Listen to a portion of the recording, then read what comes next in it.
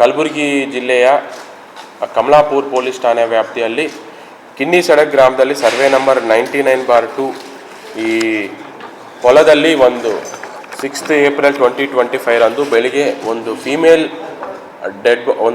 Unidentified dead body ಇದ್ದಿದೆ ಅಂತ ಒಂದು ಮಾಹಿತಿ ಬಂದಿದ ಮೇಲೆ ನಮ್ಮ ಮೇಲಧಿಕಾರಿಗಳು ಮತ್ತೆಲ್ಲ ಸಿಬ್ಬಂದಿ ಬಂದು ಹೋಗಿ ನೋಡಲಾಗ ಸರ್ವೆ ನಂಬರ್ 99/2 ಅಲ್ಲಿ ಒಂದು ಆಲ್ಮೋಸ್ಟ್ ಬರ್ನ್ ಆಗಿರುವಂಥ ಒಂದು ಡೆಡ್ ಬಾಡಿ ಸಿಗುತ್ತೆ. ತದನಂತರ ನಮ್ಮ ಫಾರೆನ್ಸಿಕ್ಸ್ ಟೀಮು ಮತ್ತು ಸೀನ್ ಆಫ್ ಕ್ರೈಮ್ ಆಫೀಸರ್ಸ್ ಎಲ್ಲ ವಿಸಿಟ್ ಮಾಡಿ ಎಲ್ಲ ಎವಿಡೆನ್ಸ್ ಕಲೆಕ್ಟ್ ಮಾಡಿ ನೋಡಲಾಗಿ ಅದು ಒಂದು ಅನ್ನೋನ್ ಫೀಮೇಲ್ ಡೆಡ್ ಬಾಡಿ ಇರುತ್ತದೆ. ಒಂದು ಅಂದಾಜು 35 to 40 years ಆಫ್ ಏಜ್ ಇರುತ್ತದೆ. ಬಟ್ ಯಾರು ಅಂತ ನಮಗೂ ಯಾವುದೂ ಮಾಹಿತಿ ಇರಲಿಲ್ಲ.